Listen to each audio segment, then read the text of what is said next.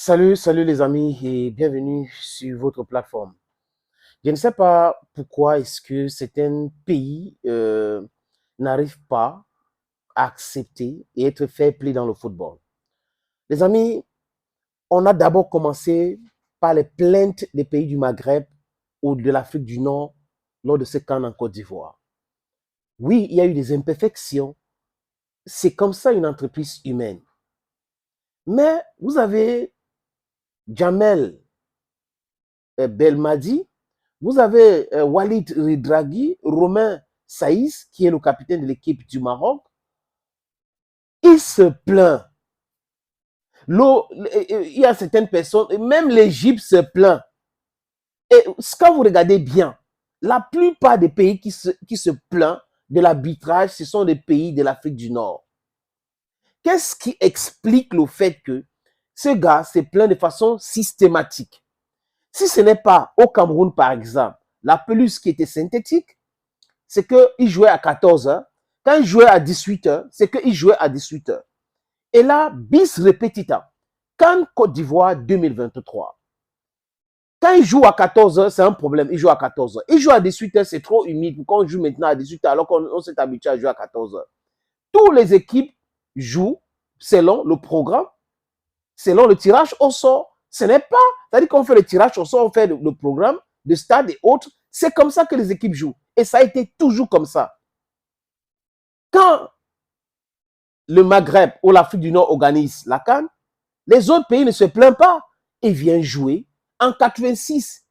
C'était l'arbitrage, c'était les menaces. C'est pour cette raison que l'Égypte a gagné la CAN cette année-là dans leur pays contre le Cameroun.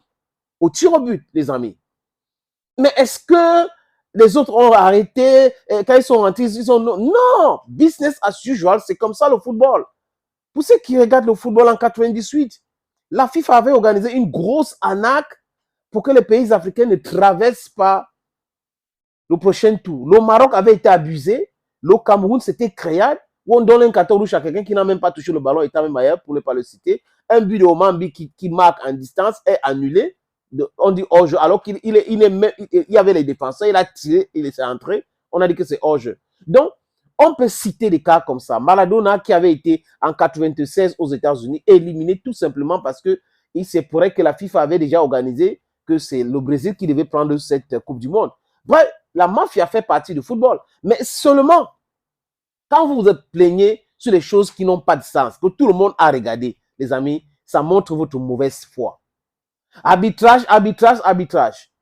Le match contre le Sénégal, par exemple, il y a eu des vidéos qui ont regardé. Et on a regardé et regardé encore. J'ai dit, il y a eu une possibilité de pénalty. L'arbitre n'a pas vu. Les gens n'ont pas contesté. Et c'est parti comme ça. Mais ça fait partie du football. Le Maroc maintenant vient se plaindre, les amis. C'est quand même incroyable. Le Maroc qui va organiser les prochaines CAN. On va voir comment ça va se passer chez eux. Le Maroc accuse le corps arbitral pour leur élimination. Ils disent qu'ils ont marqué un but réel. Alors que tout le monde a vu que c'était hors-jeu. Tout le monde a vu. Les infographes, on a répété ces images. Le VAR, ou c'est la VAR, c'est pas la vidéo, arbitrage vidéo, a regardé encore. C'était hors-jeu. Mais pour les Marocains, c'était le but. Donc, le corps arbitrage a décidé d'éliminer le Maroc. Non, les Sud-Africains étaient plus meilleurs que les Marocains. C'est une vérité. Cette rencontre a démontré encore que les Sud-Africains étaient meilleurs. Les cartons qu'on distribuait aux Marocains, là, est-ce que c'était le fait des Sud-Africains? Non. Les gars étaient en jambes par rapport aux Marocains. Acceptez cela et on avance. L'autre perdant des Blida, qui s'appelle Jamel Balmedi, si ce n'est pas, ça dit que c'est le même discours. C'est les arbitres, les arbitres. Et comment fait-il que les autres gagnent leur match normalement? Donc l'arbitre, ok, bon, disons que l'arbitre vous a fait encaisser un but et on vous gagne 3-0, 4-0. C'est toujours l'arbitre? C'est trop facile ces excuses-là, les amis. Il faut que les gens soient honnêtes. Quand vous avez perdu, partez chez vous tranquillement. Quand on voit les joueurs professionnels qui commencent à faire l'arbitrage, ça n'a pas de sens. En Europe où ils jouent, ils ne font pas les mêmes déclarations. Ils ne font pas les mêmes déclarations. C'est trop facile, c'est trop facile. Je ne vois pas jusqu'à présent ce que les arbitres ont fait des graves.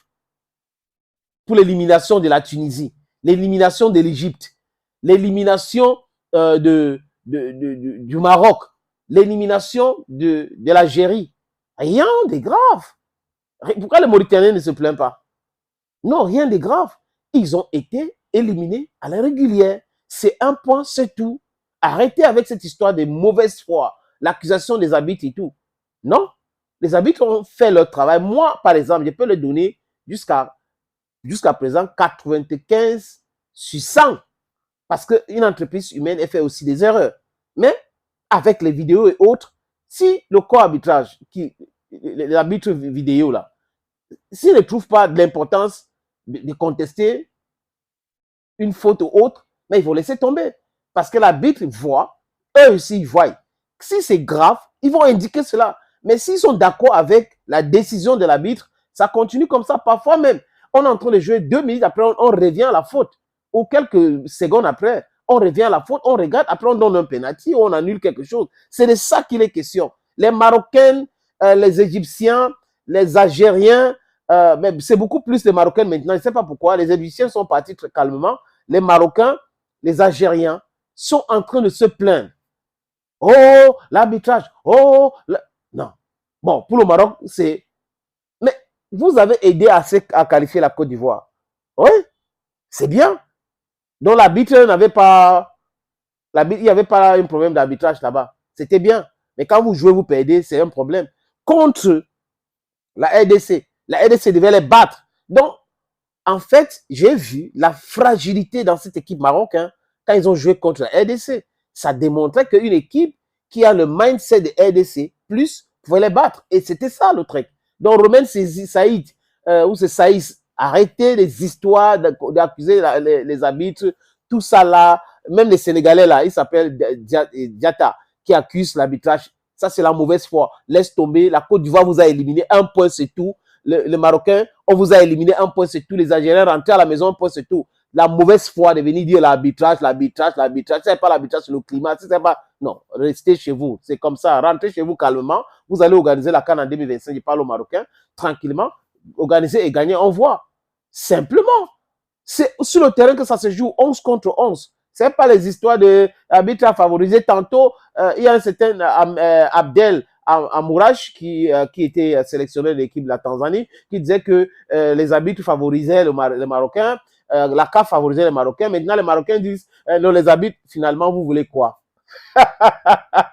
This is what I tell you. Thank you, friends, for watching. Bye bye.